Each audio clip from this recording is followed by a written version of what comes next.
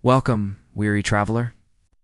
Go ahead, dim the lights, settle into your blanket fort, and let your shoulders drop like a drawbridge after a long siege. 8. Maybe you've got a soft fan humming in the background, the modern echo of a medieval hearth.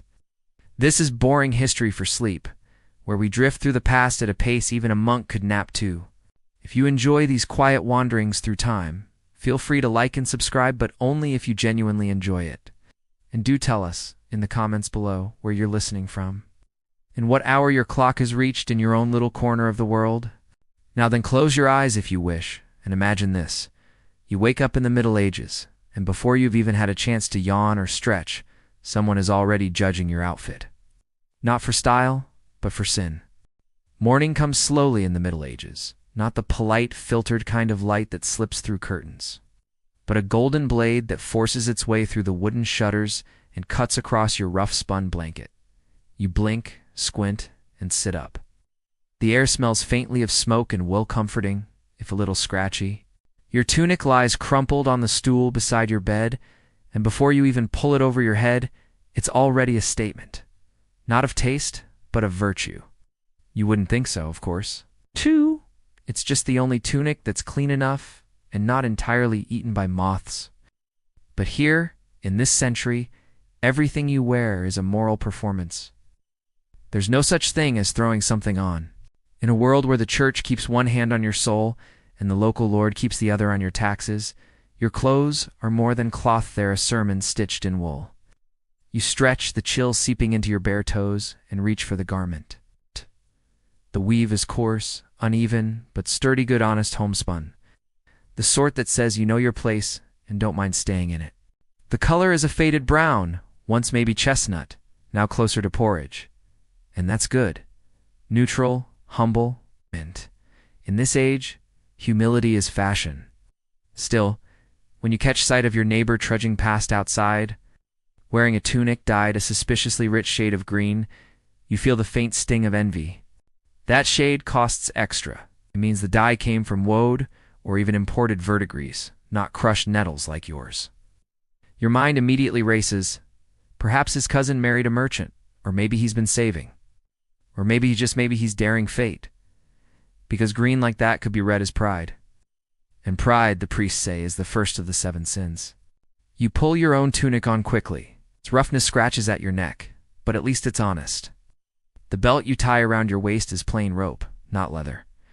That too is a signal. Leather, unless tanned by your own hand, implies a certain wealth a step above your station. Heaven help you if you're caught pretending to belong where you don't. In this world, clothing doesn't just reflect morality, enforces hierarchy. Outside, the village hums with the slow rhythm of labor. The smith's hammer, the lowing of cattle, the chatter of women at the well. You notice the quiet little acts of judgment hidden in every glance. It's the miller's wife, her sleeves embroidered just a little too fine for her husband's income. The shepherd's daughter, her hair uncovered, which everyone agrees is indecent for someone of her age. Each piece of fabric in this village carries a story, most of them whispered behind hands. It's easy to forget that all of this comes from a simple idea that what you wear shows who you are. And who you are should never pretend to be more than what God made you. It sounds noble, but in practice it means that people are walking inventories of sin and status. Too rich a dye? Pride? Too sheer a fabric? Lust? Too patched and filthy? Sloth, possibly despair? You can't win, really. The safest moral position is probably nakedness. But that, of course, is the biggest sin of all. There's a kind of comedy in it. Imagine St. Peter at the gates, clipboard in hand, noting your fabric choices before deciding your eternal fate. He might murmur, wool undyed, commendably plain. But these cuffs are those decorative stitches. Ah, a pity. And yet people believe in it wholeheartedly. To them, clothing isn't shallow, it's sacred.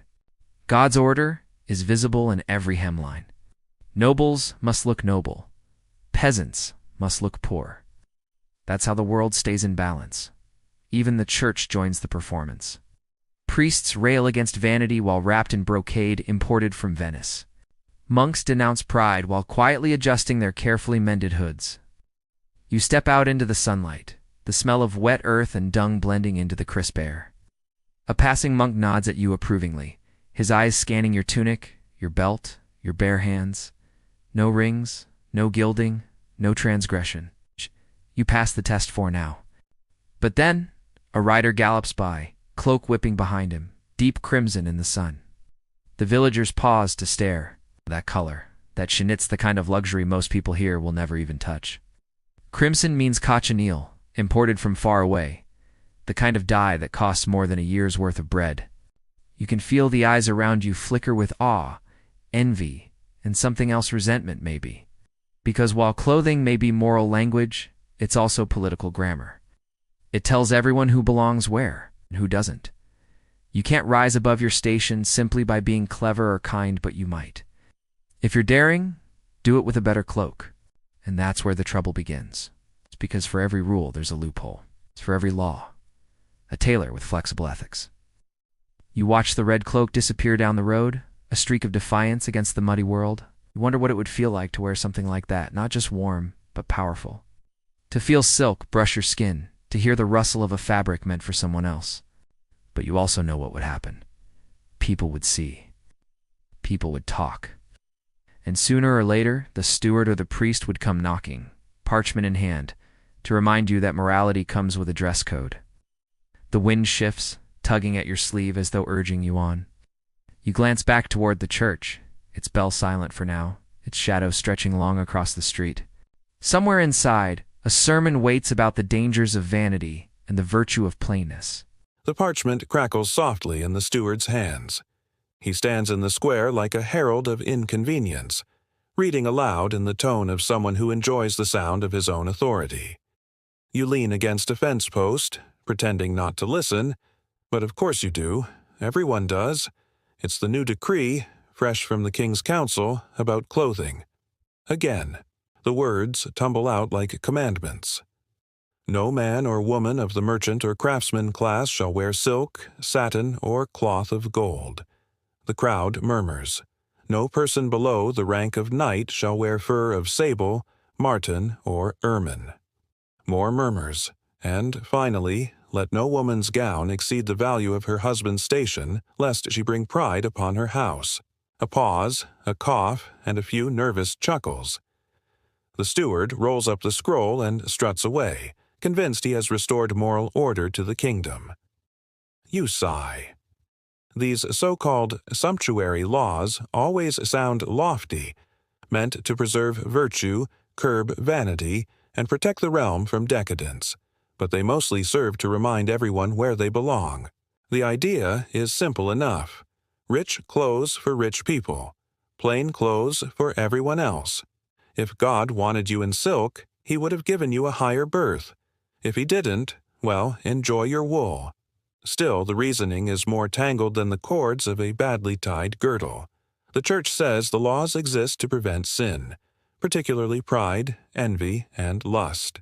The Crown says they exist to protect the economy, to keep merchants from spending fortunes on imported luxuries. The nobles say they exist to maintain the natural order, which conveniently keeps them looking important. And the tailors? They mostly say nothing and quietly charge extra for the risk.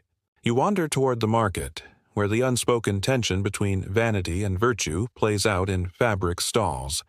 A bolt of bright red cloth glows in the sunlight like temptation itself. The merchant, seeing your interest, lowers his voice conspiratorially. "Italian dye," he whispers, "banned for common folk, but rules bend for good customers." You almost laugh. Even morality has a discount price. You run your fingers over the fabric, smooth, decadent, dangerous.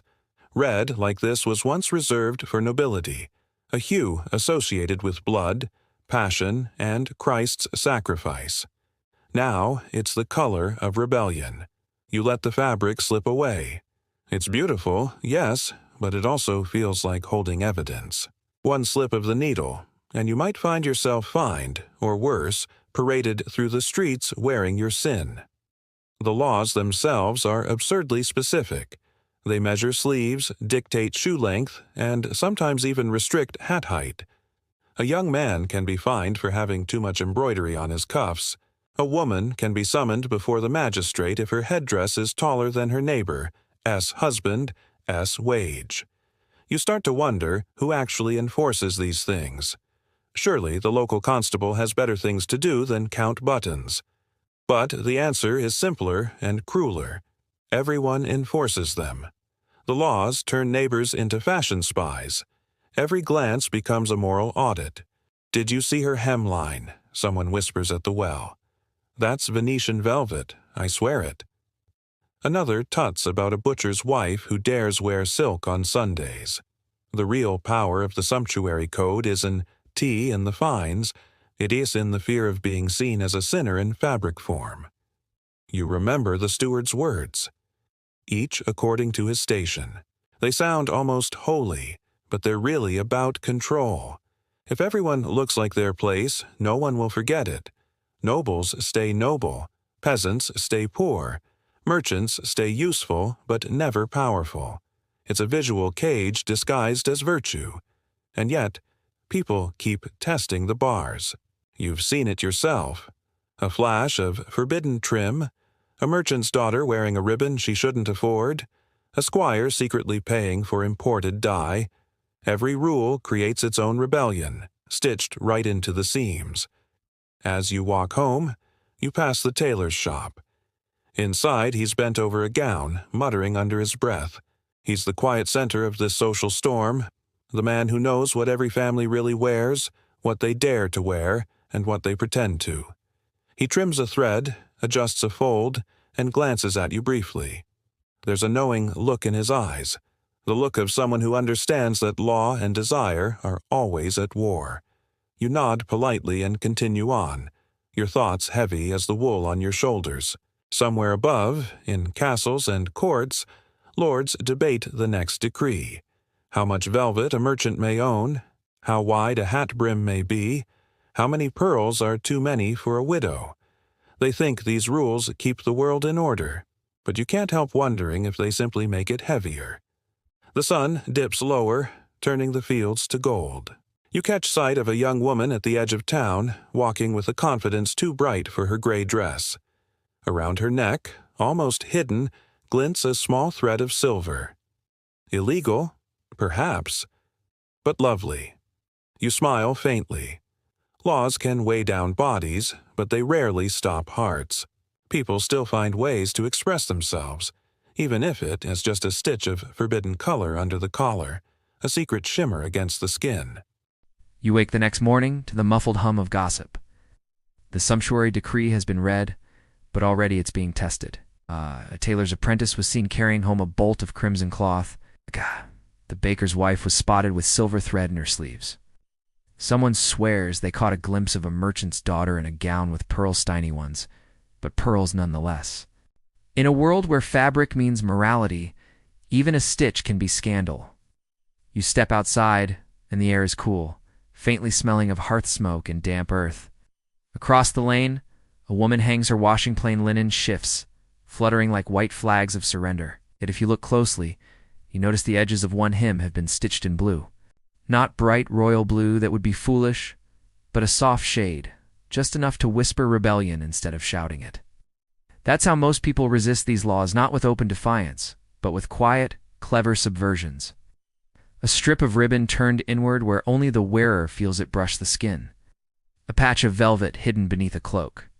A lining dyed with a forbidden hue, visible only when the wind decides to misbehave. Every person who dares such a thing becomes a small act of rebellion wrapped in wool. You can almost hear their thoughts when they dress each morning. Yes, I'll wear the gray gown, but it will have a secret. There's comfort in that, a reminder that you still own something, even if it's just the choice of what touches your skin. The laws may control appearances, but not the invisible layers of pride beneath. You wander toward the market again, where merchants are pretending to be law-abiding. Behind the respectable bolts of coarse cloth and wool, they keep smaller, riskier treasures. A trader lifts a corner of his stall's awning and reveals a bundle of contraband lace. From Flanders, he murmurs, "Don't ask how it got here. You don't. Everyone understands the rules of this quiet trade. Gold coins buy silence as much as they buy beauty. Even tailors become conspirators. By night, they alter sleeves and add hidden embellishments, like smugglers sewing secrets into seams. One particularly daring one, the same man who once measured you for a winter cloak, boasts that he can make a gown look perfectly lawful from the front, but noble from behind. You only need to walk away from the church, he jokes. Not into it, but not every act of defiance is humorous. Some are costly. A young man in town was fined a week's wages for wearing imported leather boots. He said they were a gift from his uncle, but no one believed him. The constable made an example of him, and now the boots sit in the sheriff's chest, confiscated like evidence of vanity. It's absurd when you think about it, how fabric can be treated like contraband, how beauty can become a crime. Still, rebellion spreads. It always does. Because when something as simple as color becomes forbidden, it turns ordinary people into artists of subversion. You see it everywhere. A servant girl with a too fine clasp in her hair. A farmer's son wearing sleeves just a little too puffed. These small acts create a quiet rhythm of defiance that hums through the villages and towns, barely audible but undeniably alive. There's something almost poetic about it. You realize that every law meant to crush pride only polishes it brighter? The nobles may have jewels, but the people have ingenuity. If they can't shine outwardly, they'll shimmer inwardly. Maybe that's the greater sin in the eyes of the powerful, not that the lower orders want silk or gold, but that they refuse to accept being invisible. Sometimes, though, defiance isn't even about vanity, it's about memory. You recall an old woman who still wears her late husband's cloak, lined with fur she's not technically allowed to own. She says it keeps her warm, but really it keeps him close. No steward's decree can take that away, and in the great cathedrals, where sermons rail against luxury, you notice even the priests can't help but wear robes trimmed with gold thread. The irony doesn't escape anyone. It's always easier to preach humility when your vestments gleam under candlelight. As dusk settles, you sit near the fire and run your hand over the coarse weave of your own tunic. There is a loose thread on the cuff, a pale silver one that somehow escaped the dyer's vat. It catches the light and gleams faintly. A mistake, maybe. Perhaps a sign that even the smallest imperfection can feel like resistance. You think about how the whole kingdom is stitched together with contradictions. Rules meant to keep people in their place end up revealing how restless they truly are. Every law is a dare, and every stitch of forbidden color is someone whispering not quite to the faces of authority. Somewhere in the distance, a church bell tolls. You imagine the steward preparing yet another proclamation, another attempt to patch order over human desire. But tonight, as the fire crackles and your sleeve glimmers softly, you can't help but smile. The fabric of defiance, it seems, is stronger than the fabric of obedience. And as people learn new ways to hide their pride, the powerful will grow anxious. They'll start watching more closely, policing more fiercely, which of course will only make the game more interesting. You don't expect the church to care so much about sleeves. But it does. Oh, it does. In the Middle Ages, nothing escapes the gaze of the clergy, not even your wardrobe. Every hem, every jewel, every whiff of perfume is weighed against the soul. The pulpit may be made of oak and stone, but its reach extends right into your chest and your closet. You sit in church on a Sunday morning, the air thick with incense and unwashed wool. The priest's voice echoes against the stone walls as he preaches about vanity, about pride, about the sin of adornment. You stare down at your hands, folded neatly on your lap, trying not to think about the small ribbon hidden beneath your cuff. It's nothing, really, just a strip of color, but somehow, in this moment, it feels like contraband. He warns the congregation that clothing is a mirror of the soul. If your garments are too fine, it must mean your spirit is threadbare. God, he insists, favors humility in cloth as in heart. The irony, of course, is that his own vestments shimmer faintly in the candlelight. Gold thread woven into the edges, a gift from a noble patron who wanted to honor the divine. You try not to notice the hypocrisy, but it's like trying not to notice a peacock in a chicken coop. After the sermon, you watch as the parishioners shuffle out, murmuring about sin and salvation while discreetly assessing one another's attire. Faith and fashion have become strange bedfellows. The church has declared itself the tailor of the soul, measuring piety in inches of modesty. But what's modesty, really? That depends on who's asking and who's wearing. For the poor, modesty is unavoidable. Their garments are plain because they must be. For the rich, modesty is performative. They can afford to appear humble. There's something perversely elegant about a noblewoman wearing simple linen that still costs more than a peasant's yearly income. You remember the tales whispered by merchants, how bishops scolded women for wearing low necklines, only to secretly commission Italian silks for their own robes. One abbot in particular, it's said, imported embroidered slippers from Venice. When questioned, he claimed they were for the glory of God. Apparently, the Almighty appreciates good craftsmanship. Still, the Church's influence on fashion is undeniable. Clergy dictate colors, fabrics, even accessories. Red, they say, belongs to the cardinal virtues, or the cardinals themselves, depending on who you ask. Purple, once the color of emperors, is now a holy hue reserved for bishops. And black, oh, black is pious, humble, and safely unremarkable. No one ever gets accused of pride in black. It's the medieval version of a moral invisibility cloak. In a way, the Church doesn't just condemn vanity, it manufactures it. Every rule about clothing creates new boundaries to cross, new ways to stand out while pretending not to. If the sermon warns against gold, someone will find a way to wear copper that gleams just enough. If fur is forbidden, velvet steps in. The human appetite for beauty is not easily tamed by Scripture. Even the rituals of faith are woven with fashion. Pilgrims wear badges and tokens to show where they've been, part devotion, part brag. Monks' habits vary subtly between orders, and each insists theirs is the truest expression of humility. The Franciscans claim the coarsest wool. The Benedictines insist on clean lines and sober colors. If heaven were a monastery, it would still argue about tailoring. At confession, you half expect the priest to ask not about your temper or your thoughts, but your wardrobe choices. "Have you worn silk this week, my child?" he might say. And was it visible? You imagine yourself stammering that it was only a little trim, only once, and purely for warmth. You'd get a lecture about temptation, followed by a penance of 3 Hail Marys and a stern reminder to dress your soul before your body. The strange thing is, despite all the sermons, the people don't stop wanting beauty. You see it in the tapestries that hang behind the altar, in the painted saints wearing robes of azure and gold. The Church condemns vanity even as it immortalizes it in frescoes. Perhaps the sin lies not in color, but in who's allowed to wear it. Even the priests admit, quietly, that fine dress can serve a purpose. To honor God with our best, they say, adjusting their jeweled crosses. Maybe, you think, everyone just wants to feel closer to the divine, whether through prayer or brocade. As evening falls, you walk home through narrow streets lit by the orange flicker of torches. A group of children run past, their laughter echoing off the stone. One of them wears a belt of bright red cord. It's probably harmless, but you can already imagine the sermon it might inspire.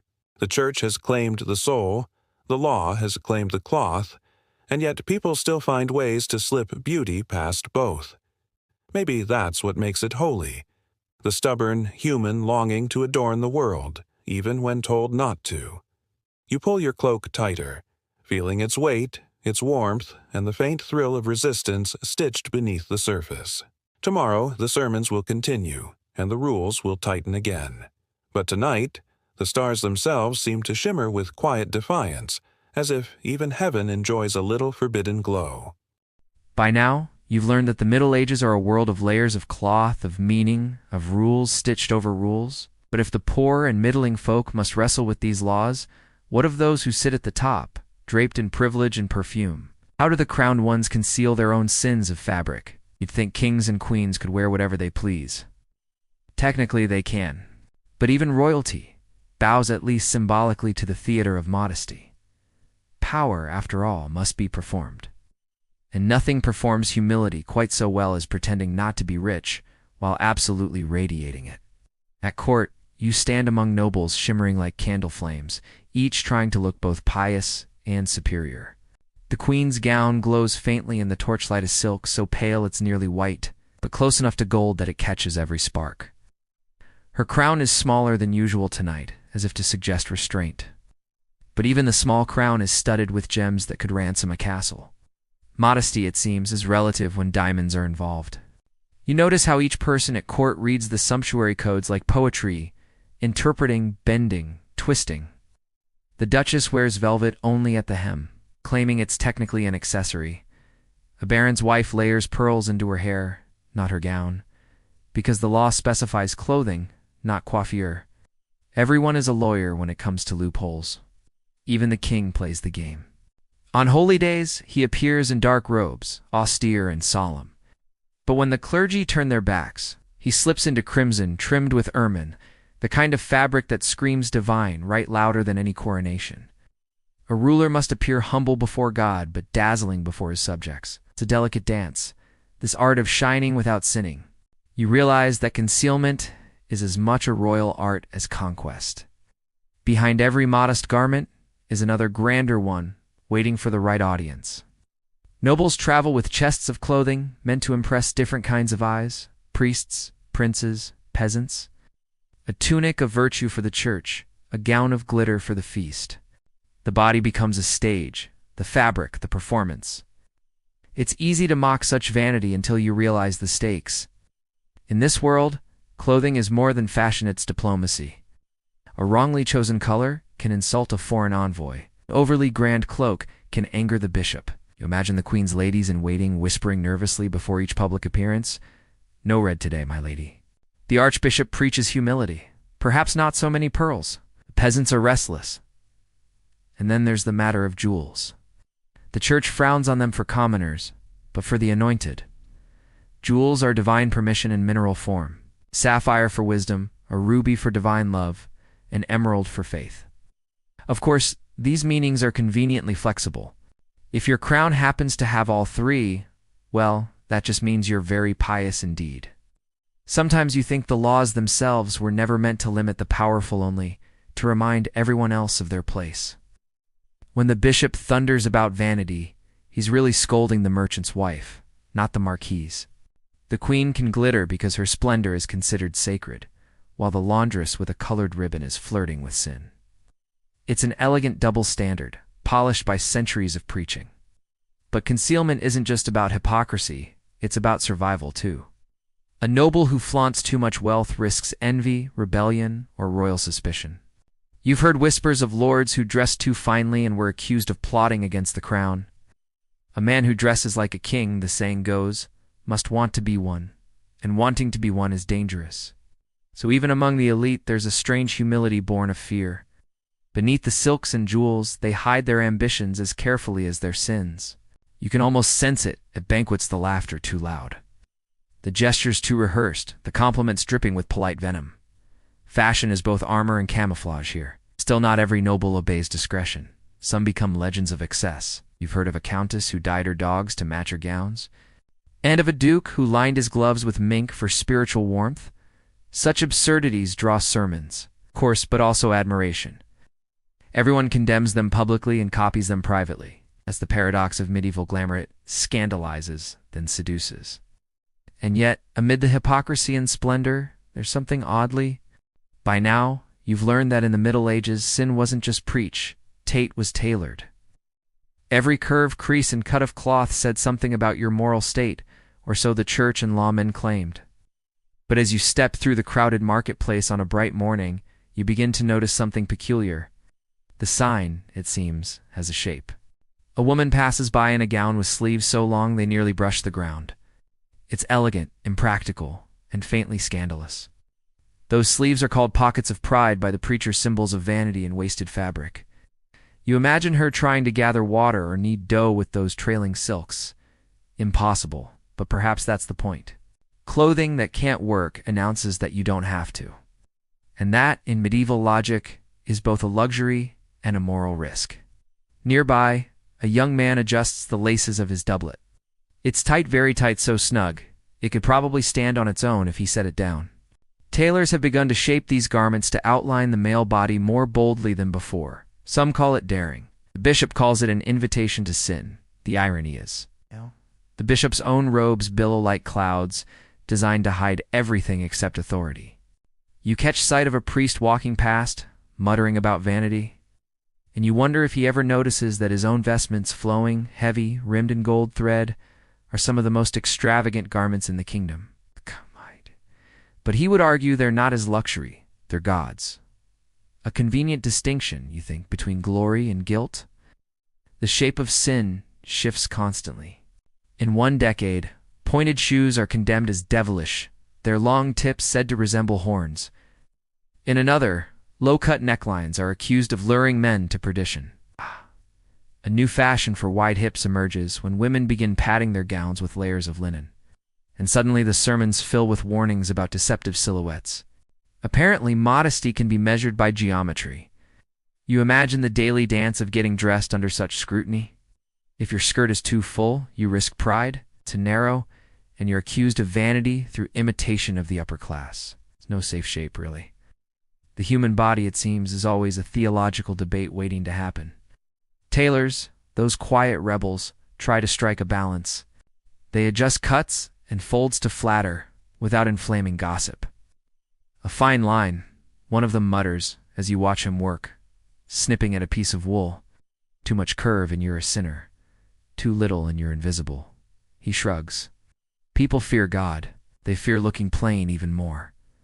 At the heart of it all lies the medieval obsession with visible virtue. To be seen as good was almost as important as being good. So clothing became confession, unspoken admission of where you stood between temptation and repentance. Even your posture mattered. A nobleman's broad shoulders hinted at command. A woman's lowered gaze and draped figure suggested humility. The body itself became a sermon in motion. Yet sin, as you notice, has a curious habit of changing its costume. What one generation condemns, the next quietly adopts.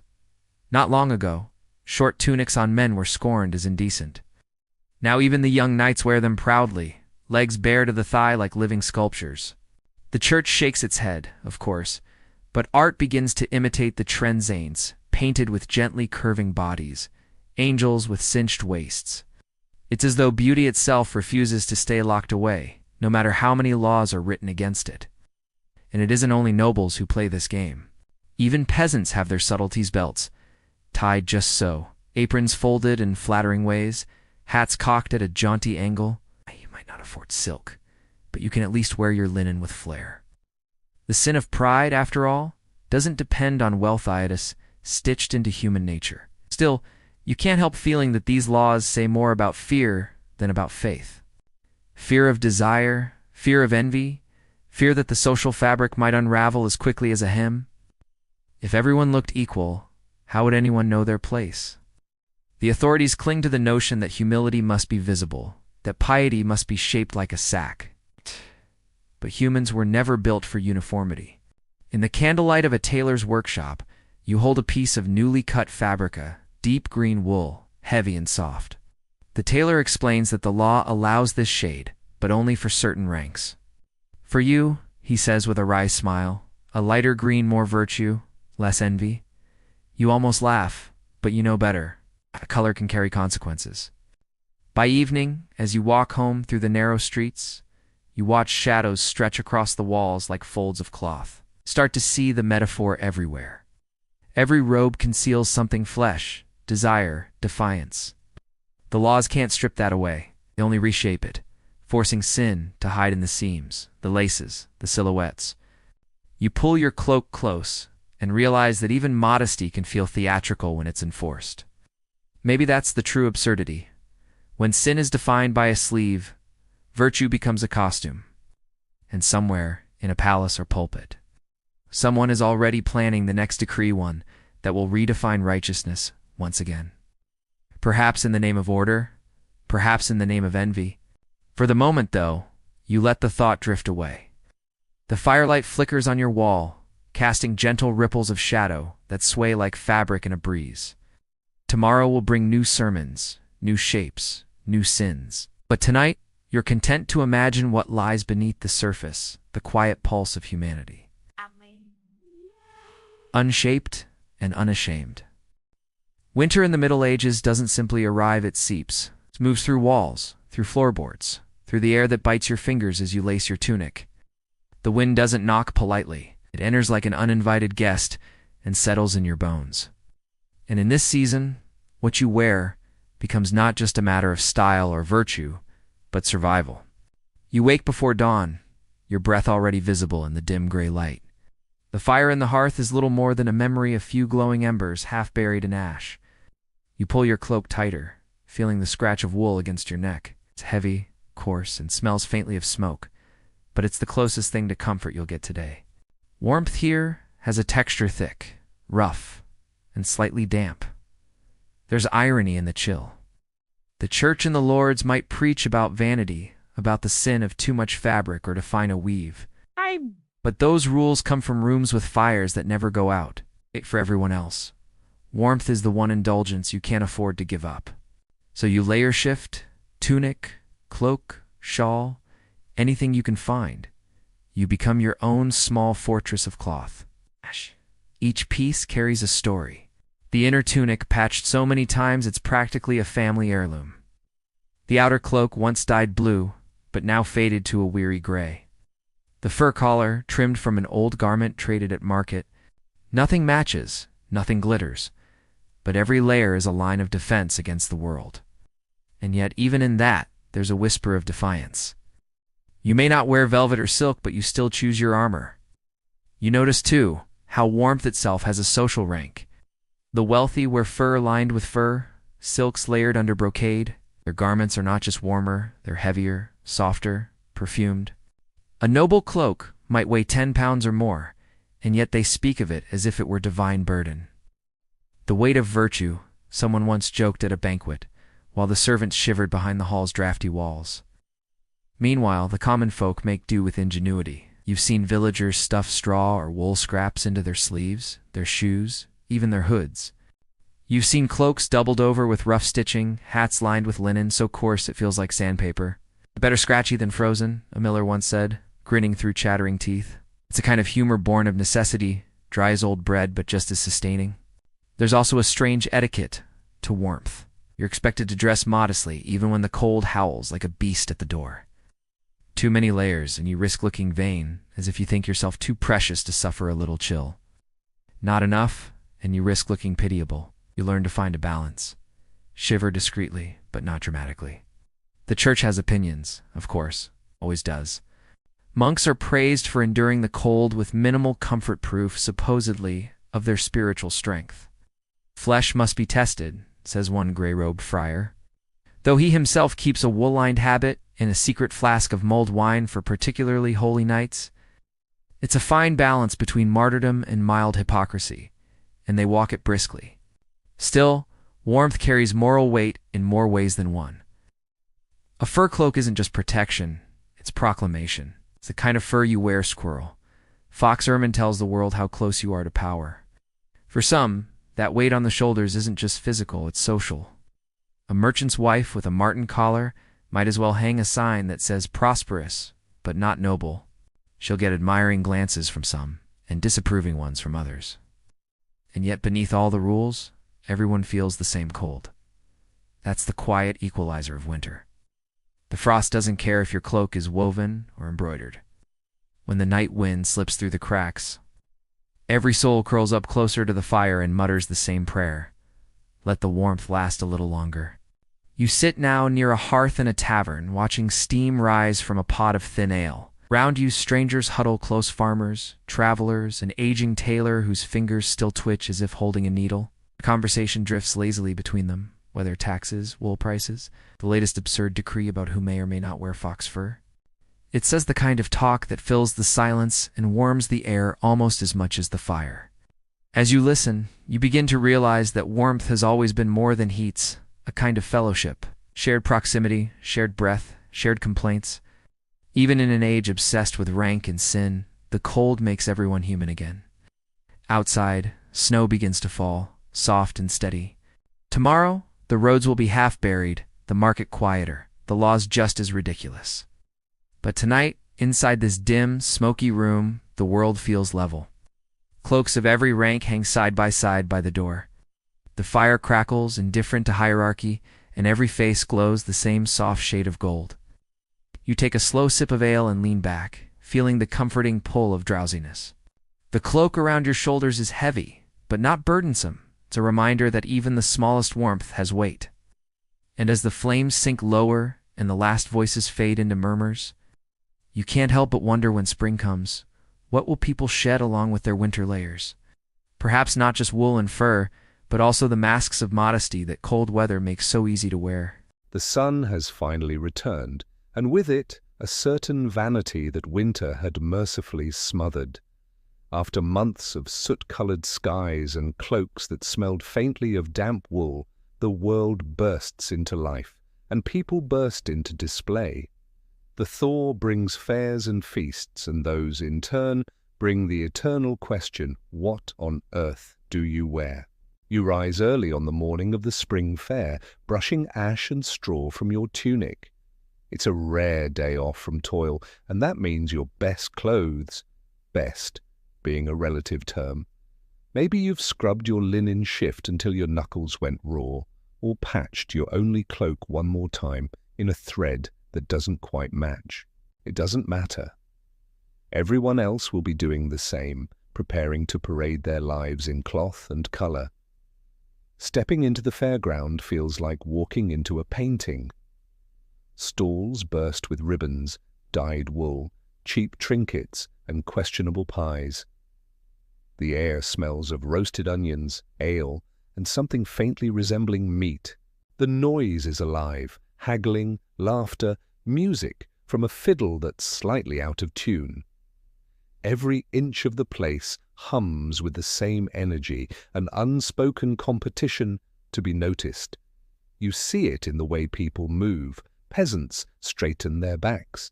Merchants smooth their sleeves as they pass the reeve's wife. Even the reeve-s wife glances twice at the noblewoman-s silk gown and tries not to look impressed. It's a quiet battlefield, fought not with swords, but seams. The church may frown upon pride, but the fair is where everyone flirts with it anyway. And it's not just vanity, it's survival. Appear poor, and you'll be treated as such. Appear successful, and doors might open even if your coin purse stays light. So a farmer might spend a week's wages on a new belt, a brewer's daughter might trade extra ale for a brighter dye, and a tailor might wear the finest thing he's ever made, even if it's technically for a client. Then come the nobles, riding in as if the entire fair was staged for their amusement. Their clothes shimmer, brocade, velvet, and gold thread that catches the sunlight like fire. They smile, pretending it's a casual visit, but make no mistake. This is theatre. Every sleeve, every jeweled clasp says I am untouchable. And yet, beneath the silks and perfumes, they're just as competitive as the peasants. They simply have better props. Still, not everyone admires them. There's muttering in the crowd. Some whisper that their gowns could feed a village. Others note the irony of laws forbidding the poor from dressing above their station when the rich flaunt extravagance as if it were divine right. It's the closest thing to rebellion you'll hear aloud, a grumble disguised as gossip. Fashion fights break out in subtler ways.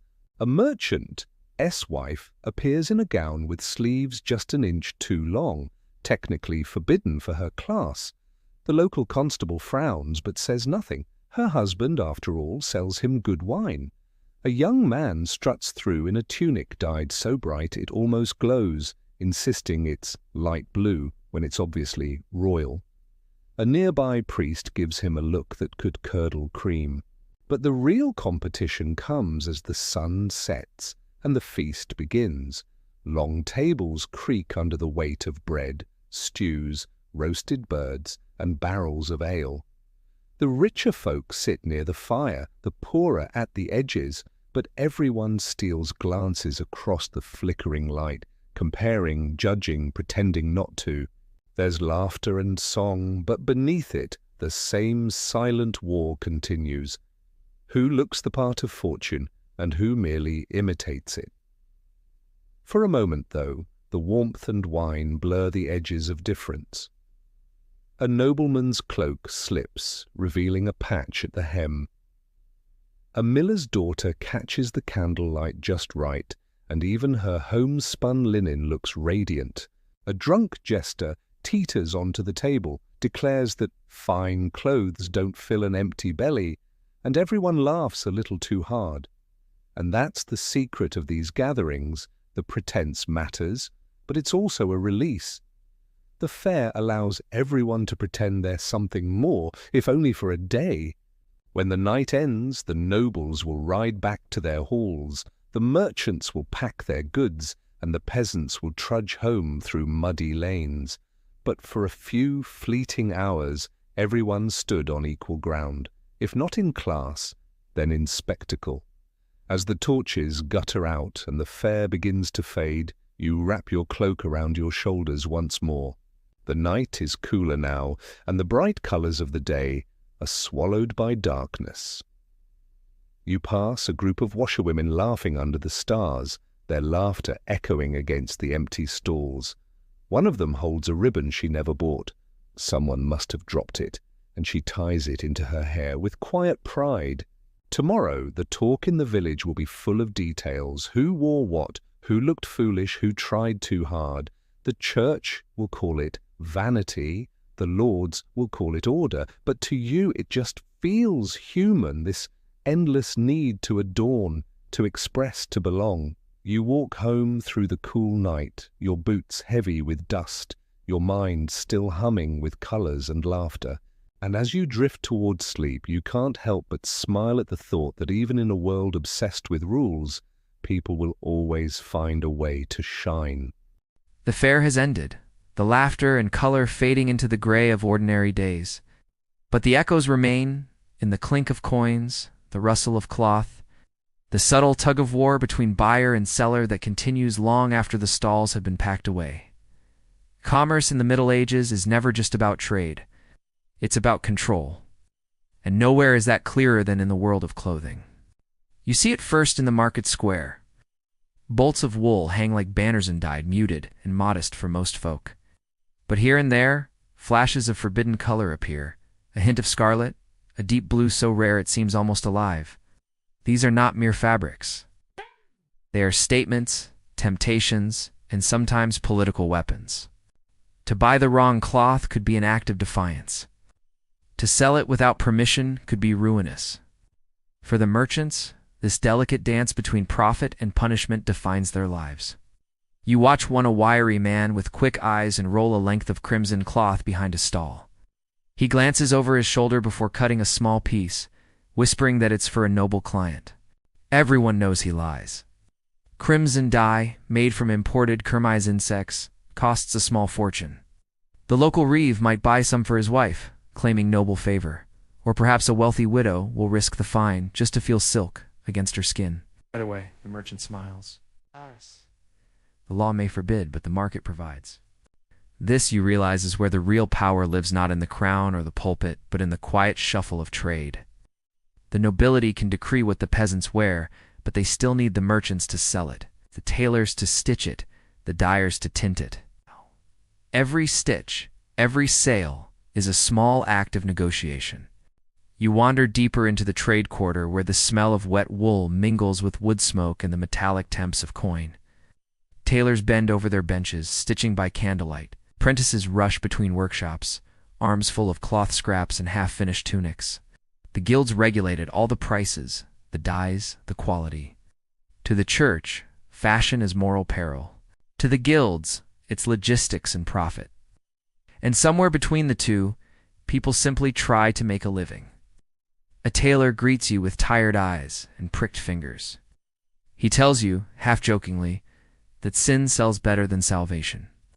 When the bishop rails against vanity, his orders for plain linen robes triple. When a noble hosts a feast, everyone rushes to buy new hose and doublets to appear worthy of invitation. They all say modesty is holy, he says, threading his needle. But no one wants to look holy when their neighbor looks rich. You pass the dyer's workshop next. The air burns with the scent of ammonia and crushed plants. Vats of indigo and woad bubble like strange alchemical potions. Color is power here.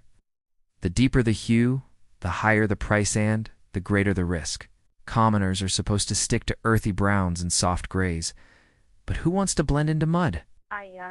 A merchant's son daring to wear a blue doublet meant for a squire? The difference between obedience and rebellion is often just one shade away.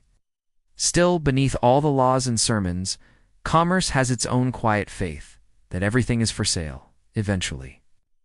The bishop's robes come from the same wool as the shepherd's cloth, only dyed differently. Trimmed more finely, blessed by price instead of prayer. And though the king's proclamations forbid luxury among the lesser orders, his courtiers secretly fund the very markets they denounce. Hypocrisy is not a sin in trade, it's a business model. As the day wanes, you find yourself watching the merchants close shop. They count their coins by candlelight, stacking them in careful, reverent piles. Each coin carries its own story, a deal made, a rule bent, a quiet risk taken. Some nights, a knock on the door brings a tax collector, or worse, an inspector enforcing sumptuary laws. But most nights the town sleeps under a blanket of quiet collusion. The control that kings and bishops claim with laws is undone, thread by human want. Every ban creates a new desire.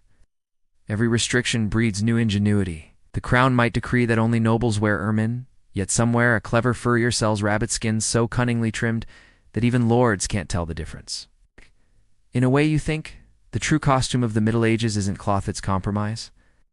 People dress not just for warmth or beauty, but to navigate power itself. Every seam is political, every hemline a wager between what is seen and what is allowed. As you walk home, the streetlights flicker simple torches, guttering in the wind. You pass a tailor's window, and there it hangs. A gown dyed in forbidden crimson, its folds rippling like captured flame. For a moment, you imagine the thrill of wearing it, of breaking every law stitched into its threads. Then you smile to yourself and pull your plain cloak tighter. If the markets are where temptation whispers, the monasteries are where it's supposed to fall silent. Yet as you soon discover, even within walls built for prayer and poverty, the story of clothing is far from simple. You rise before dawn, following the faint toll of a distant bell. The air is cold enough to sting, and mist hangs low over the cloisters, curling around stone arches and the faint glow of candlelight. Inside, monks move like shadows slow, silent and wrapped in wool.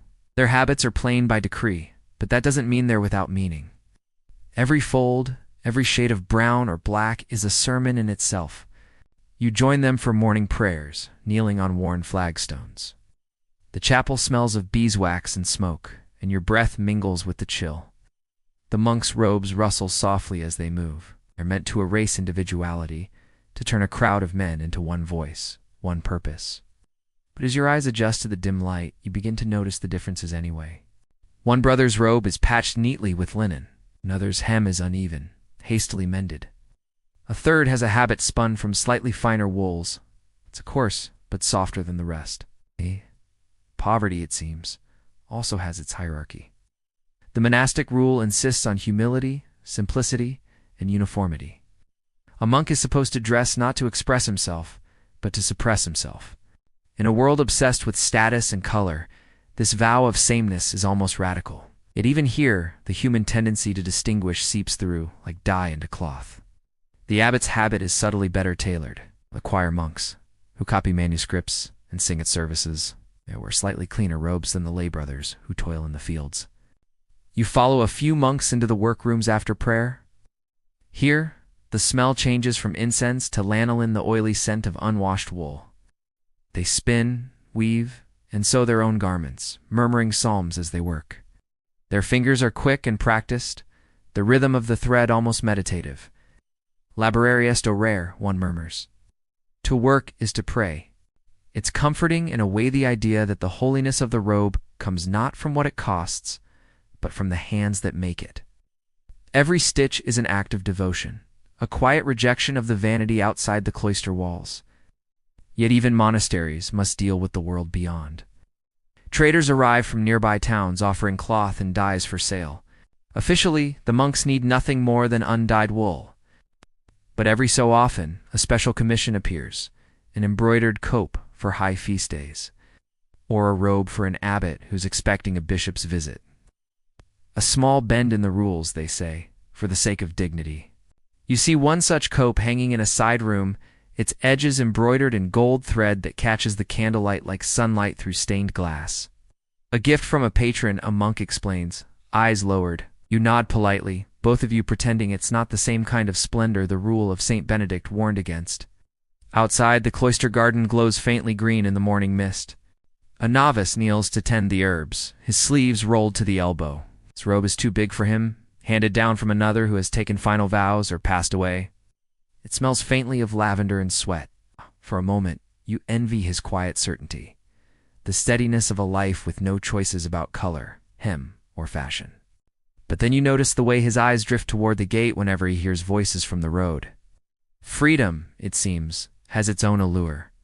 The bell rings again for the next office, and the monks move as one back toward the chapel. The rhythm of their day is strict, almost mathematical. Prayer, work, silence, rest. Clothing here is not just a cover for the body, it's a structure for the soul. It binds them to routine, to purpose, to each other. And yet, beneath that surface of calm, the same struggle hums the pull between discipline and desire, between spiritual identity and the simple human craving for beauty. One monk might secretly favor a softer tunic in winter. Another might take pride in the cleanliness of his cowl. It's harmless, perhaps, but also a reminder. Even in pursuit of divine detachment, people still cling to the smallest comforts of the flesh. By midday, the sun has burned through the mist. The monks eat in silence, heads bowed over bowls of broth and coarse bread. A reader recites a passage from Scripture, his voice echoing between stone walls. It's about vanity, the dangers of pride, and the fleeting nature of worldly beauty. You glance at the row of habits, identical and still, and think how strange it is that the attempt to erase difference only makes it more visible. When the meal ends, they file out again, their robes swaying in perfect rhythm, a living wave of wool and devotion. You remain behind for a moment, watching the light catch the folds of their garments, turning dull cloth into something almost luminous. Maybe the paradox of faith and fabric alike. Simplicity can sometimes glow brighter than luxury. As the sound of the final footsteps fades, you turn toward the gate. Outside those walls, color and chaos await the secular world with all its rules and rebellions. But for now, the peace of the cloister lingers, like the echo of a prayer. The road to the castle winds upward, a slow climb from earth to privilege. Your boots sink into soft mud as you pass peasants hauling firewood, their sleeves rolled and their tunics stained with sweat and smoke. Higher still, the air sharpens. The mud gives way to cobbled paths lined with banners fluttering in the wind. You can smell tallow, perfume, and authority. By the time you reach the outer courtyard, you're surrounded by fabric that seems to glow with its own light. Here, clothing doesn't just cover the body, it constructs a hierarchy visible from 50 paces away. Every fiber says, "This is who I am, and this is who you are not." You watch a nobleman descend from his horse, the sun catching the golden thread in his doublet. His sleeves billow absurdly, the fabric so heavy it looks like armor. It's a garment that serves no purpose except to prove he doesn't need to work. The cloth itself is an argument, woven from imported silk and self-importance. Nearby, a lady in a gown the color of crushed violets adjusts her veil, her fingers gleaming with rings. You notice the embroidery, tiny fleurs de lis, each one stitched with real silver thread. Her maid follows behind, wearing almost the same cut, but in duller wool and without the sparkle. The difference is subtle, but that's the point. Sumptuary law isn't just about limiting wealth. It's about maintaining distance. You think of the monks you left behind, their sameness, their restrained hand, realize how opposite this world is. Here, every seam is a statement. Even fabrics have pedigrees. Silk from Italy, velvet from Flanders, brocade from Byzantium. Wearing them isn't simply fashionable, it's political. The right fabric could signal loyalty to a king, a region, or a rival family. Inside the great hall, the stratification continues. The closer you sit to the high table, the finer the garments. Servants scurry about in livery marked with their lord's crest, their colors declaring ownership as clearly as a brand. One spills wine and freezes, his hands trembling. The crimson stain on his linen will never wash out a permanent mark of both accident and rank. At the high table, the Lord himself rises. His tunic is trimmed in ermine, forbidden to all but the highest nobility. The fur glimmers white and soft, like snow that never melts. It's not warmth he seeks, but visibility. When he moves, the torchlight dances along his sleeves, and the crowd watches as though the flicker itself is an extension of his will. But power, like fabric, frays under pressure.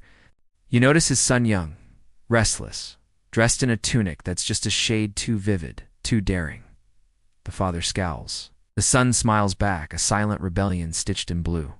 Even here, among the most privileged, fashion is a language of defiance as much as conformity.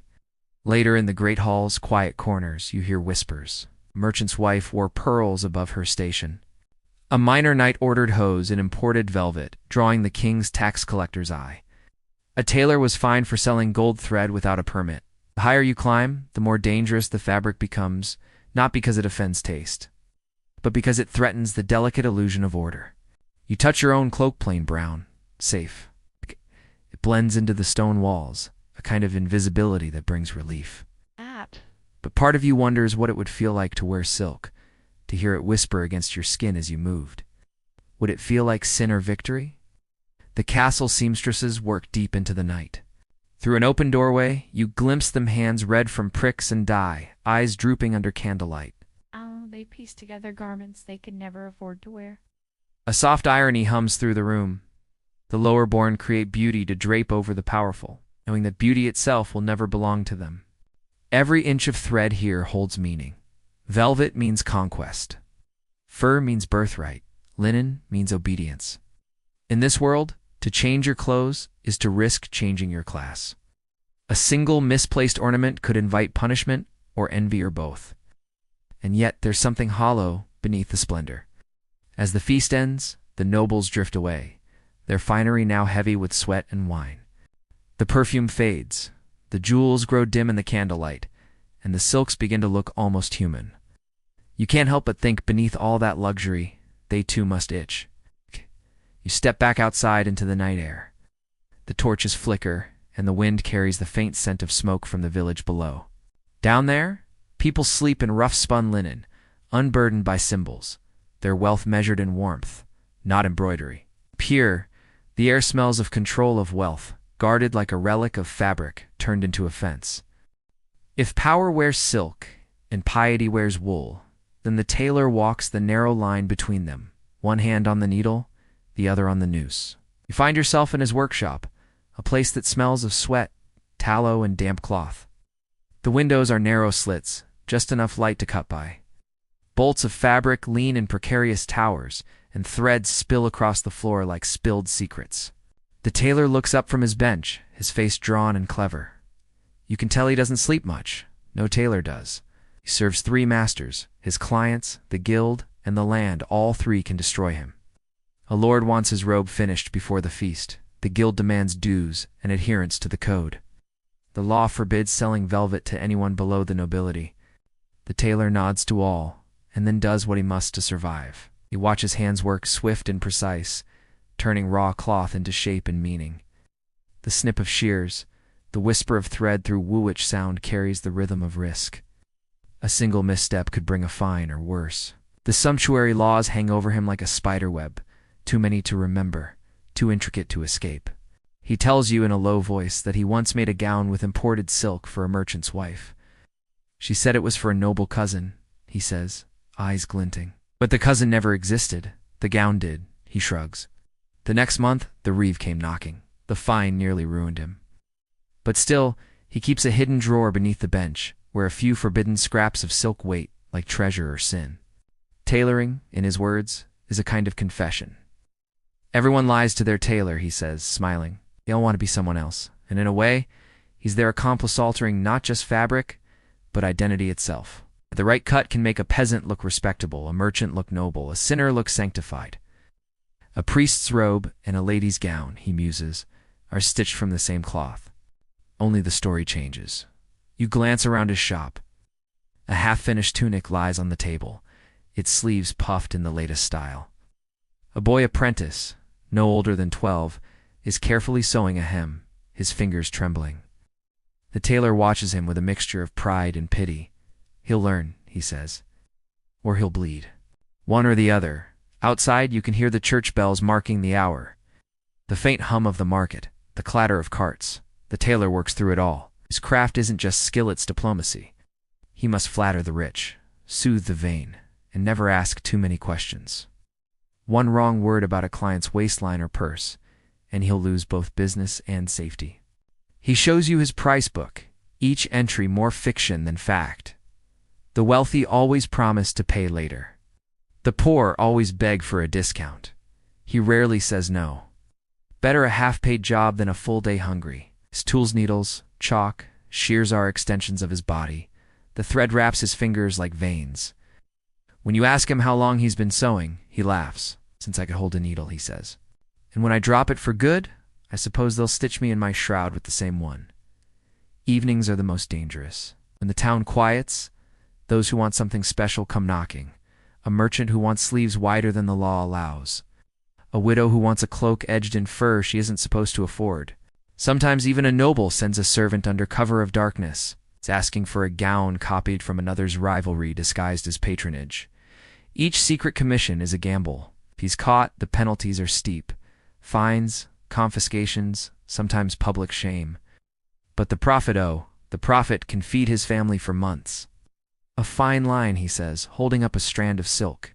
Between obedience and opportunity, you notice the tailor's own clothes, a simple jerkin. Sleeves rolled, worn thin at the elbows. He could, if he wished, make himself something grand. But that would invite suspicion. It's better to look invisible, he says. The proud man's punished first, and so he hides his artistry behind plainness, his genius behind humility. Still, there's pride in his voice when he speaks of his creations. When the lady dances, they see her gown, he says softly. They never see the man who gave it shape. But I do. Every stitch, every curve I know where the cloth bends and where it fights. It's like he pauses, searching for words. It's like taming fabric into obedience. Or maybe letting it tell the truth it already wanted to. As the candle burns low, he finishes his last stitch for the night. The gown gleams faintly in the dim light, rich blue wool, lined with fur that's probably illegal for its. The young, it seems, have never changed. Even here, in the cobbled heart of the medieval town, vanity hums like a second heartbeat. You can spot it in the tilt of a hat, the curl of a ribbon, the way a sleeve is puffed just a little too wide. Youth is restless, even under layers of wool and sermons about modesty. You wander through the market square, and it's impossible not to notice the energy of the young apprentices and maidens clustered near the fountain. They speak loudly, laugh too much, and pretend not to care who's watching. Duh. The boys pull at their hose to make sure they fit snugly. The girls adjust their veils to show just the right amount of hair. Every movement is a calculation wrapped in carelessness. Vanity, of course, was supposed to be a sin. The church said so often, and with great enthusiasm. Pride was one of the 7 deadly, and vanity its favorite little cousin. But telling young people not to care about appearances is like telling the sea not to be wet. The harder the rules pressed down, the more inventive youth became. Take the young squire, for example, who polishes his boots until they gleam like dark mirrors. He's been warned that pointed shoes are the devil's fashion, literally. The clergy say their long tips symbolize lust, or worse, mock the Holy Cross. But he wears them anyway, curling like the tails of a fox. When the priest scolds him, he bows with exaggerated grace. "Forgive me, Father," he says, "but my sins walk before me." Then there's the merchant's daughter, her cheeks touched with a dab of rouge stolen from her mother's chest. She claims it's the natural flush of youth, though her fingertips are stained. Her veil is shorter than modesty allows, revealing a braid that gleams in the sunlight. It's vanity, yes, but also rebellion. A whisper of I exists in a world that wants her quiet. For the young, clothing becomes a form of speech, louder and more dangerous than words. They can't own land or make laws, but they can shape themselves. The cut of a tunic, the drape of a sleeve, the sparkle of a borrowed brooch hole become declarations. And though the elders grumble about pride, many of them remember secretly what it felt like to be noticed. You pause near a group of apprentices sharing gossip about a noblesse son who was fined for wearing fur he hadn't earned. Worth it, one of them says, grinning. The others laugh, and you see it clearly. Vanity isn't just about beauty, it's about defiance. About pretending you matter before the world decides you don't. Even the humbler youth find ways to play the game. A peasant boy might starch his collar extra stiff, just to feel the illusion of gentility for an hour. A young maid might spend her only coin on a blue ribbon, because blue, they say, flatters everyone and keeps away bad luck. Tiny luxuries, tiny rebellions, woven into the gray fabric of daily survival, and oh, the trouble they cause. There are many records of young people being punished for excessive vanity. Hair too long, sleeves too slashed, colors too bright. Some were fined. Others were publicly shamed, made to stand before the church doors dressed in plain wool as a warning to the rest. It didn't stop them. If anything, it made the forbidden all the more appealing. In the taverns at night, the older men drink and reminisce. In my day, one says, we dressed simply, which is, of course, a lie. Everyone's youth looks simpler in hindsight. And as they talk, the younger ones are already planning what to wear tomorrow. Belt tighter, a cap taller, a look just daring enough to be noticed but not fined. There's vanity, too, in the small rituals of self-care. The washing of hands in cold water, the combing of hair with a carved wooden comb, the careful trimming of nails.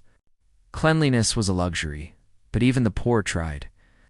A well-kept body was a form of dignity. The line between cleanliness and vanity blurred easily, especially when someone admired the result. You begin to realize that vanity, far from being a sin, was one of the few pleasures available. Life was short, full of rules and rot and sermons. To look into a polished metal mirror and see yourself alive, young, hopeful, was a miracle of its own kind. So what if it was fleeting? So was everything else. As you leave the square, the sound of laughter trails after you, bright and defiant against the somber rhythm of bells. A boy tosses a flower to a girl, and she catches it, tucking it behind her ear. The moment is small, but it feels eternal, the simple joy of being seen. By morning, the flower will wilt, and the fines will return, and sermons will thunder against vanity once more. But for tonight, under the faint glow of torchlight and gossip, youth has won a small victory against the weight of obedience. Morning light filters through the narrow window of a stone chapel, painting the flagstones in pale gold. You're kneeling there, wrapped in wool, and thinking, perhaps not for the first time, that fabric has become a moral battlefield. What you wear, how you wear it, what you can afford, and what you must deny yourself. Each choice is a small confession stitched into your sleeves. Once clothing was just survival, a tunic to keep you warm, a cloak to keep out rain. But over the centuries, conscience began to cling to cloth like the scent of incense in the air. It wasn't enough to be covered, one had to be correctly covered. The church had turned modesty into a doctrine, and tailors, unintentionally, became accomplices in spiritual warfare. You feel the weight of it every morning as you dress. The humblest garments suddenly feel like statements. A patched sleeve whispers humility. A clean hem implies vanity. Even the color of your cloak can tilt toward virtue or vice. Scarlet? Too proud. Green? Too lustful. Blue? Well, blue is safer, saintly even if you can afford the dye. It's ironic, really, how purity so often comes with a price tag. Merchants, confessors, and mothers all speak the same language now, that of moral fabric. Clothing laws might come from kings, but the heart of them beats in the pulpit. Priests preach that silk tempts the soul. Velvet invites arrogance. The glitter of gold threads blinds one to God's light. And yet they too wear robes, rich, heavy, embroidered with holiness. You can't help but wonder where humility ends and hypocrisy begins. Still, you understand why they preach it. The world feels fragile, sinful, full of hungers no sermon can truly tame. Better perhaps to tame appearances instead, to police the outer body when the inner one can't be controlled. Cloth becomes conscience because it's visible, measurable, scoldable. You can't see someone's pride, but you can certainly see their fur-lined collar, So people learn to negotiate their faith through fabric. The pious noblewoman donates her jeweled girdle to the church, but quietly keeps her fine linen undergarments. The young monk preaches simplicity, then prays extra long for forgiveness after admiring a merchant's dyed hood. A weaver adds a secret flourish to his cloth, a pattern so subtle only he knows it's there. Everyone finds small ways to bend the rules without breaking them. You imagine walking through a Sunday market, past stalls of wool and linen, and hearing the merchants speak like confessors. "This one's modest enough for a good Christian wife," one says, patting a bolt of brown fabric. "And this?" you ask, touching a softer weave. The merchant lowers his voice. "Beautiful, but dangerous. Best not to tempt yourself or your neighbors." You laugh, but you buy it anyway. Because beneath all the piety, there's another truth, the human longing to be seen as good, not just beautiful, but righteous, to be thought of as humble, generous, pure. And if cloth can help you perform that goodness, even just for show, well, perhaps that's close enough. You wear your conscience on your sleeve because it's safer than wearing it in your heart. There's also guilt woven in, the quiet guilt of those who have too much, and the quieter guilt of those who envy them.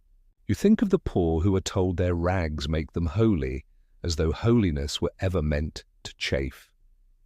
You think of the rich who give alms in gold-threaded gloves.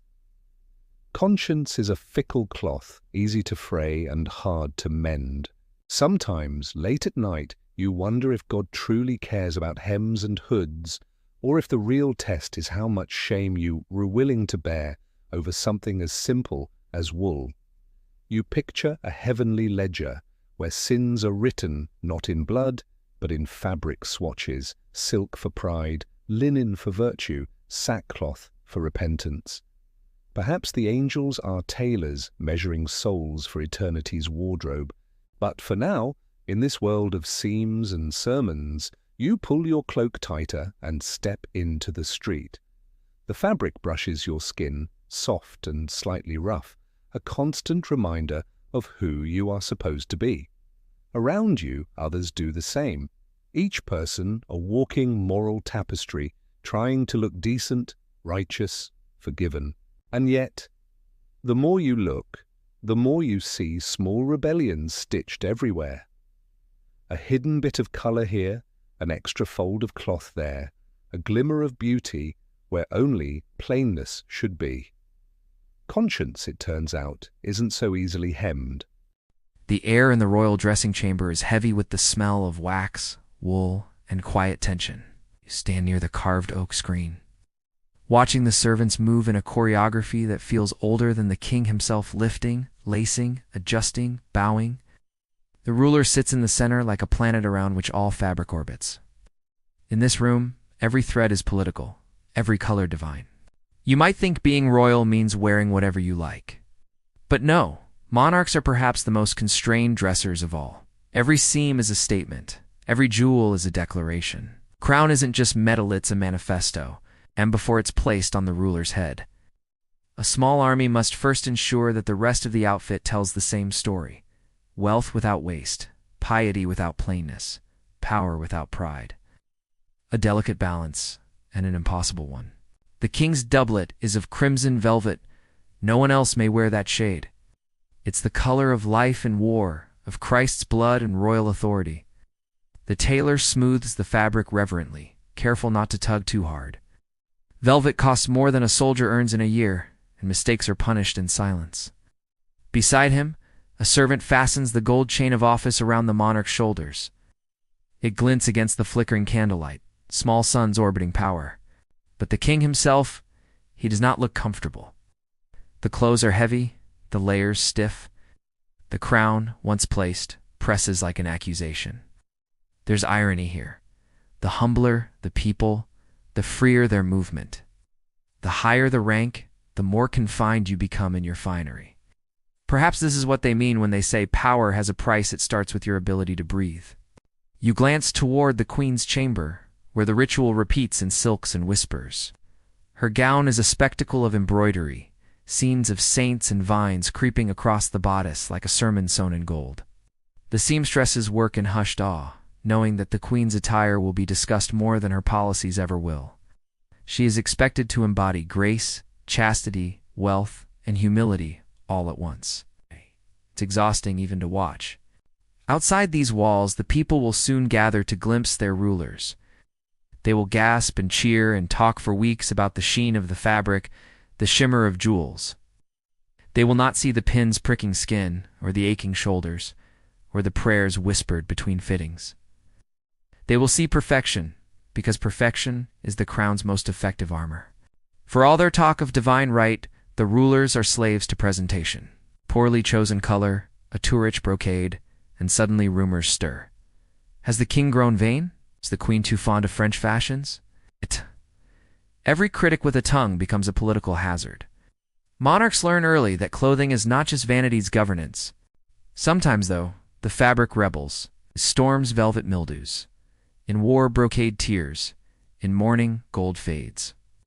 The king who once wore scarlet might find himself in black for years. Even then, mourning has rules.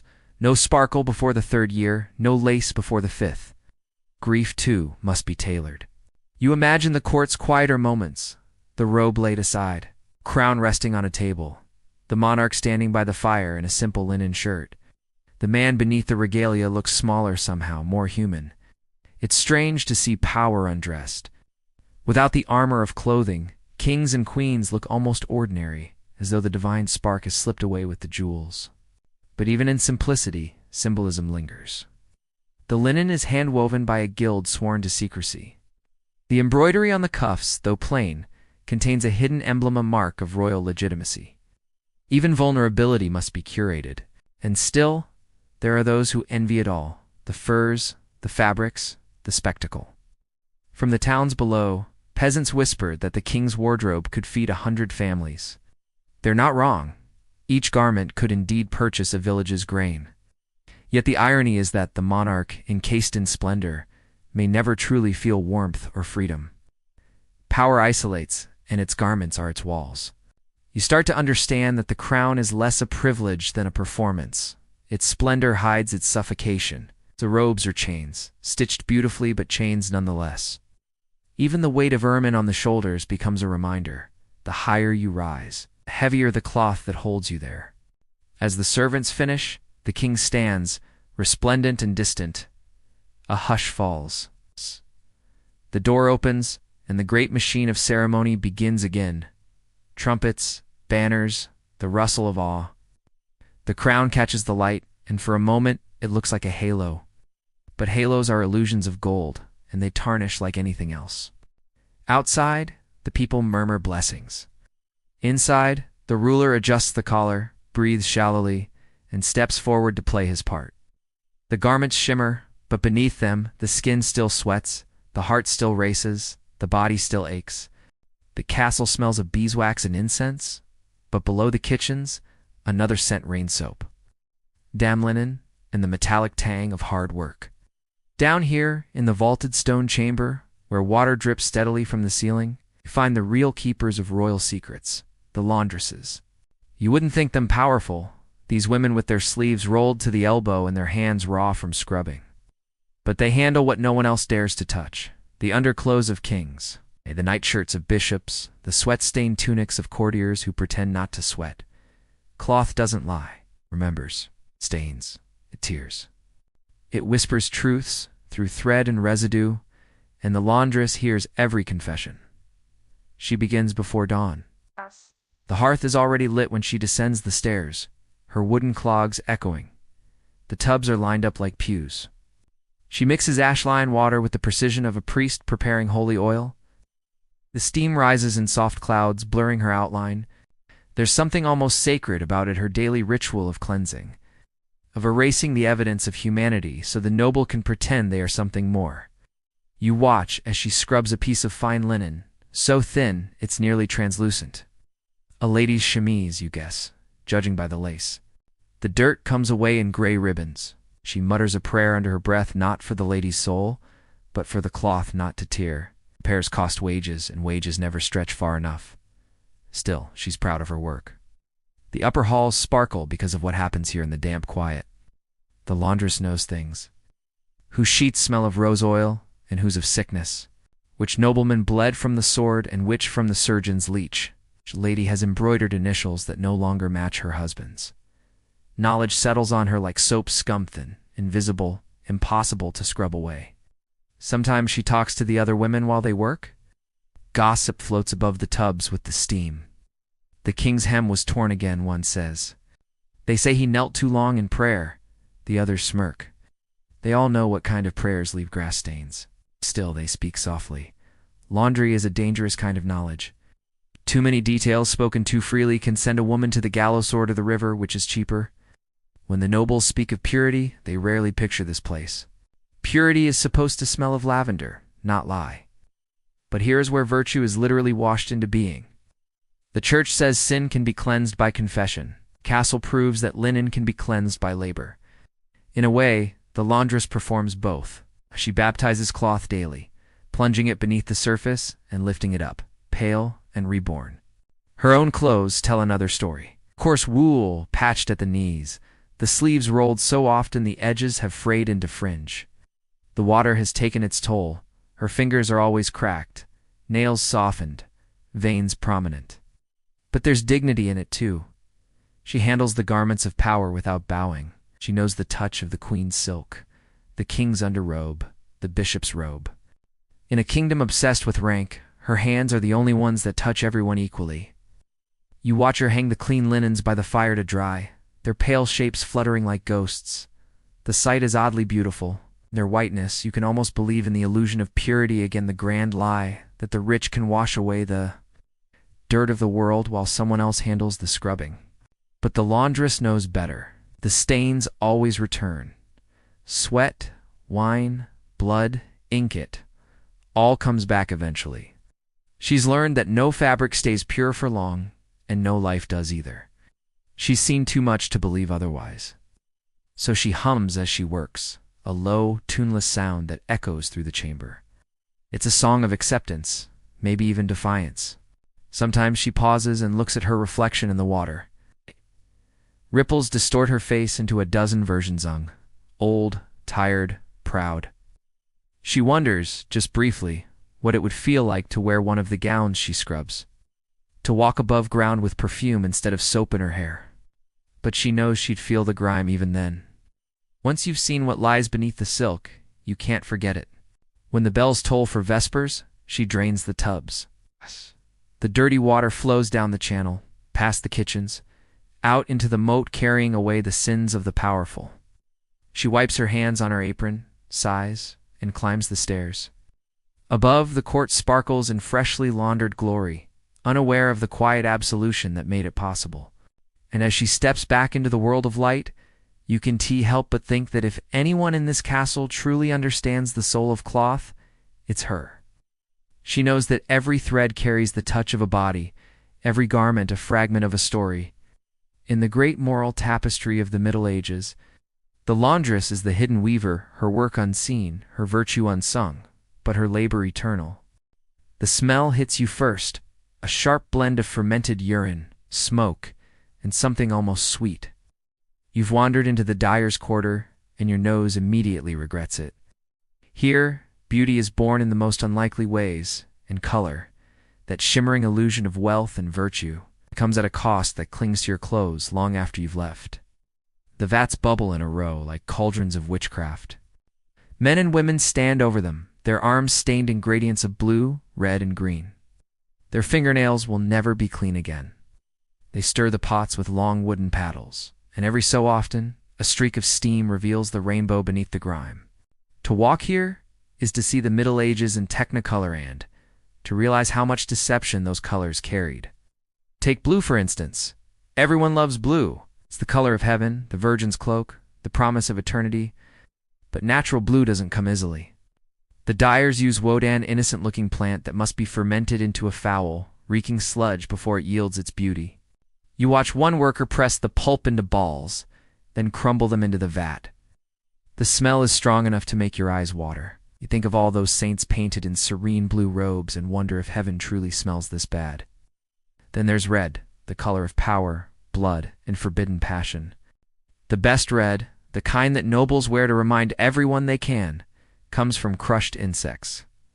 Kermes, imported at a cost that could feed a monastery. The dyers guard their recipes like state secrets.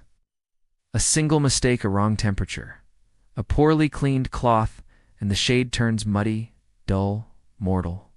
The perfect scarlet is a miracle of chemistry and deceit. Every color has its hierarchy. Peasants wear brown, the accidental byproduct of everything else. Merchants might afford gray or dull green, while nobles walk in gardens of crimson, azure, and gold. The sumptuary laws declare who may wear what, as if virtue itself were measured in shades. But people cheat. They always do. You watch as a humble cloth merchant inspects a newly dyed bolt of fabric, pretending not to notice that its royal blue has faded into something suspiciously gray. The dyer shrugs. "It's the light," he says. "Looks different indoors." And just like that, deception becomes an industry. For every rule about color, there's a workaround as watered down. Pigment stretched thin, fabric double-dipped to mimic the expensive shades. To deceive well is a kind of artistry, and those who master it are quietly admired. Sometimes the deception is moral, not material.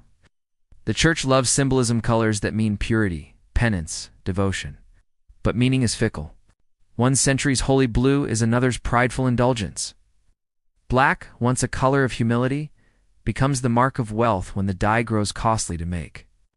The line between sin and sanctity fades as easily as a tunic left too long in the sun. A dire Yucatan older man with indigo-streaked arms tells you that every color lies a little. They all fade, he says, stirring his paddle. Red goes brown. Green goes gray. Even blue dyes black if you wash it too often. Only dirt stays true. He laughs, a low sound that bubbles up like the vat itself. You believe him? You start to see the irony everywhere. The nobleman's cloak, bright as a blood moon, hides the smell of rot. The bishop's violet robe is a hue forbidden to commoners, yet it was once soaked in the same filth that dyed a beggar's tunic. The queen's gown, gleaming with celestial blue, was born from a vat that would make her faint. Beauty and disgust walk hand in hand, and always have. But color does something strange to people. It hypnotizes, promises transformation. Slip into a green dress and you're no longer a servant but a forest spirit. Don a red hood and suddenly you're brave. The dyer's trade, in the end, is alchemy of the spirit as much as the cloth. They turn the ordinary into the extraordinary end. In doing so, they remind you that appearances are a kind of faith. As the day fades, the dyers pour their vats into the river. The water runs briefly, gloriously, with color streaks of blue, red, yellow swirling together like the dream of a richer world. Children play at the edges, dipping sticks into the current to watch them turn strange hues. It's beautiful, but fleeting. By morning, the river will be gray again, and the dyes will have settled into the mud. You step away, the wind catching the faint scent of woad and smoke on your cloak. It clings to you, impossible to shake. Maybe that's the true deception, believing that color is only surface deep, when in truth, it seeps into everything. You find yourself in a dimly lit chamber, the kind where air doesn't move unless someone sighs. A single candle flickers on a desk stacked with parchment. Each sheet bears the same markings, neat lines of ink, royal seals, and the faint musty smell of authority. These are the sumptuary records, the scrolls of judgment. The place where fashion meets the law, and fabric becomes evidence. You can almost hear the scratching of a quill as the clerk bends over the parchment, his ink-stained fingers tracing each offense. The scroll is not about murder or theft, but about lace, sleeves, and color. One woman fined for wearing velvet she cannot afford, another man accused of dressing above his station, a tailor charged with sewing gold thread into the gown of someone unworthy of such decoration. You can imagine the clerk muttering under his breath, wondering how he ended up measuring sin by the inch. The logic behind these scrolls is painfully precise. If you wear fur without a title, you mock the nobility. If your belt buckle shines too brightly, you flirt with arrogance. Heaven forbid your shoes are too pointy. That's a known sign of vanity, possibly even lust.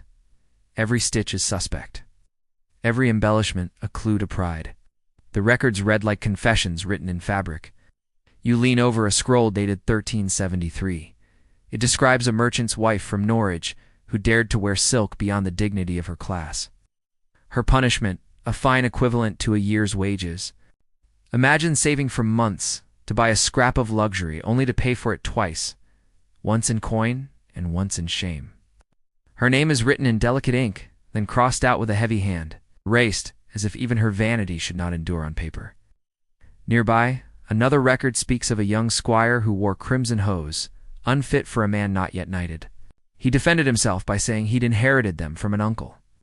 But the court found his excuse unconvincing and dangerously fashionable. The verdict: confiscation and public humiliation. You can almost hear the snickers from the crowd as the hose are displayed like trophies of moral failure. But behind the parchment, there's something darker. These scrolls are not just about modesty, they're about control. Every recorded infraction reminds you that medieval society was obsessed with maintaining its layers. The poor must look poor so the rich can feel divine. The clerk, you realize, is not judging fabric. He's preserving a system, line by line. Sometimes the laws are almost tender in their absurdity. A widow fined for wearing jewels to disguise her mourning. A priest warned for owning boots with decorative stitching. One particularly poetic entry scolds a woman for dressing as if to blind the angels. You can't help but smile. Humanity, in all its vanity, finds a way to sparkle even when forbidden. And yet the fear in these pages is real. Clothes were moral declarations, and a wrong choice could invite ruin. Ow. The scrolls are full of warnings. Do not wear gold. Not mix linen with wool. Do not adorn your sleeves beyond your means. To modernize, it sounds bureaucratic. But to them, it was spiritual bookkeeping. It's a mirror polished by guilt. You picture a tailor summoned to court, hands trembling, defending his work. I only did what was asked, he pleads. The judge, draped in robes richer than any lord's, nods solemnly. The hypocrisy seeps into the parchment, invisible but permanent. As you read on, the names blur together. Commoners, merchants, servants, apprentices. The ink changes color as the decades passed. Brown, black. Almost red in places, but the theme remains. Appearance as morality, fabric as fate. You realize that every person listed here wanted the same simple thing: to be seen, respected, admired. The crime wasn't pride, it was pretending to belong somewhere higher. You think of the dyers and tailors from earlier chapters, the ones who gave color and shape to this entire illusion. Their hands built the world these scrolls condemn. Maybe they, too, appear in the margins somewhere, fined for making beauty too accessible. The law is a jealous artist. It hates when the poor learn its tricks. The candle splutters, and the inked lines shimmer briefly in the flicker. Somewhere in the town beyond this chamber, a woman ties her worn cloak a little tighter, wondering if anyone will notice that it's cut just a bit too fine. Somewhere else, a young man polishes a copper buckle, hoping to pass for something greater. And here, in this silent room, the clerk dips his quill again, writing judgment that no one will ever read. You trace one of the seals with your finger, the wax is cracked, but the imprint's still sharp. A lion, a crown, a cross. Symbols of power, pretending to be virtue. It feels brittle, fragile, almost ridiculous. And yet for centuries it ruled over what people could wear, buy, and even dream. It begins, as most rebellions do, not with banners or shouts, but with a small, private decision. Perhaps it's Yubo and tired after a long day of toil, tugging at the stiff collar that marks your place in society. The fabric scratches your neck. The law says you must wear it. But tonight, just before bed, you slip it off and pull on a loose homespun shirt instead. It smells faintly of smoke and lavender from the chest where it's kept. It's not legal to wear outside, but inside your cottage, it's freedom soft, warm, and perfectly your own. The rebellion of comfort was never loud enough to draw guards to the door. It was quiet, almost invisible. It lived in the extra lining of a cloak sewn by a weary mother who refused to let her children freeze. It whispered in the padded soles of shoes that made long walks bearable, even if no one of your rank was meant to have them. Comfort in this age was both a luxury and an act of defiance. Refusal to let the world's hierarchies rub to raw against the skin. Imagine the nobility, sweating under layers of sanctioned splendor. Brocade, fur, linen, wool, silk, caul, heavy and demanding. Their grandeur was a performance of discomfort. Ow. To dress easily was to look lazy, and laziness, they said, was a sin. Yet even lords and ladies had their moments of rebellion. There are records of noble women who secretly lined their gowns with soft linen instead of coarse hemp, or who wore light, unadorned tunics beneath their armor of velvet and pearl. Even queens had slippers they weren't supposed to be seen in. You might picture a servant quietly swapping out his stiff doublet for a wool tunic while sweeping an empty hall, savoring a few minutes of movement unjudged by rank. A laundress, after washing the fine silks of her mistress, might slip her hands into the cool folds just to feel something beautiful before it dries and leaves her world again. There's a rebellion in touch, too, a small, wordless protest that says, "I feel what you forbid me to feel." The church, of course, frowned upon indulgence. Comfort was close to pleasure, and pleasure was dangerously close to sin. Ow. You were meant to bear your garments as penance, not pleasure. Yet even monks sworn to austerity found their loopholes. In winter, they wore 2 robes instead of 1 for the sake of health. Health was the acceptable disguise of comfort, the loophole that allowed the body to breathe a little easier while the soul pretended to suffer. Tailors, those quiet architects of rebellion, were complicit too. A good tailor knew how to hide softness where the eye would never catch it, a smoother seam, a gentler thread, an extra inch of cloth turned inward at the neck. These were their secret gifts to clients who could not afford to look comfortable but needed to feel it. Tailors knew the law, but they also knew humanity, and they stitched it carefully into every hidden corner. Then there were the villagers, the peasants, and the workers, who owned little but made do with much. They mended their garments until the threads told stories of endurance. You'd see a sleeve patched 3 times over, each layer of repair softer than the last. The sumptuary laws might frown on such frugality, but the peasants' clothes, though humble, were often the most comfortable things in the kingdom. Rough, yes, but honest. The rebellion of comfort was born here, where necessity and self-respect shared the same seam. At fairs and markets, whispers passed about fabrics that bent the rules, cloth dyed just off the restricted shade, a cut that imitated the noble style but used cheaper thread. People learned to blur the lines between what was allowed and what was livable. If questioned, they'd shrugged. It's the same color as before, just better washed. Small comforts hidden in plain sight. It's strange how rebellion often looks like rest. A woman loosening her bodice strings at dusk. A shepherd wrapping his cloak tighter against the wind instead of praying for patience. There's courage in these gestures, the courage to prioritize warmth, ease, and dignity over appearances decreed by those who never feel the cold. You think of all the generations that would follow, of how comfort would slowly grow bolder. Buttons replaced ties, linings became common, fabrics softened. The rebellion spread not through speeches, but through sighs of relief. Each small adjustment, a softer shoe, a lighter fabric, a looser fit, became a quiet declaration that humanity, even under the weight of law and class, refuses to live entirely in discomfort. Comfort in the medieval world was not just physical. It was emotional, spiritual. To rest without guilt, to own a garment that doesn't punish you for existing in it. To have a moment where the body, long enslaved to rules and appearances, feels peace. You can almost sense it the way a well-worn cloak wraps around the shoulders, like understanding itself. And though no law ever banned comfort outright, it was always treated as suspicious. Anything that softened life, that made it easier to breathe, was somehow seen as decadent. Perhaps that's why people guarded their comforts so fiercely, wrapping them in silence, stitching them in secret.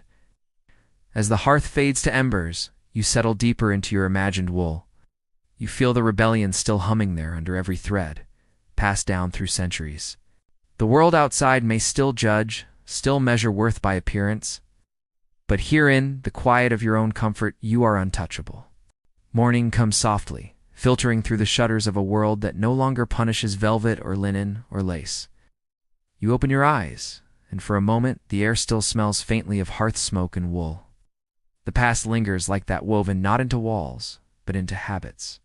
You stretch, feeling the comfortable weight of your blanket, unaware that somewhere in its fabric lies the ghost of every law that once tried to tell people what they were allowed to feel against their skin. We like to think we've outgrown such things, that the medieval fear of fabric and sin has long unraveled. But if you look closely, you can still see its frayed edges. In the mirror, in the label on your collar, in the quiet calculations people make about appearance before stepping outside, you may not risk a fine for wearing silk today. But perhaps you still feel the whisper of judgment when you choose what to wear. The old scrolls of status have become digital now, pixel thin, but just as sharp. Yet there's comfort too in realizing that you stand at the end of an ancient thread. Each seam, each stitch, is a survival story. Someone long ago mended a tear instead of discarding the cloth. Someone else wore their forbidden color anyway.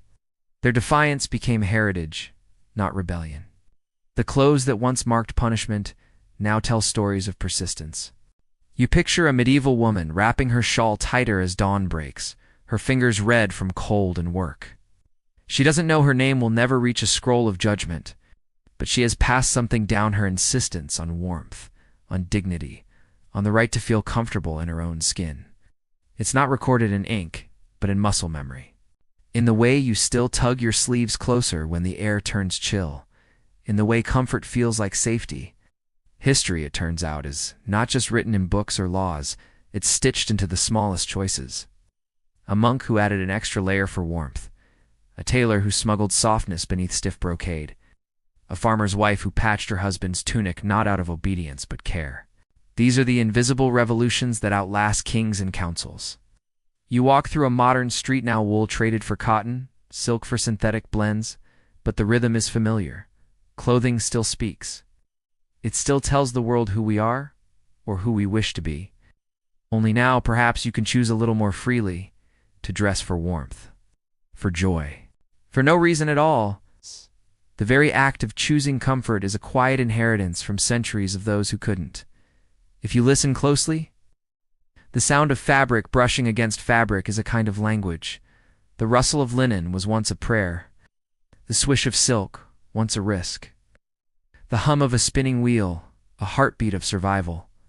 You are surrounded by ghosts, not of fear, but of craftsmanship and endurance.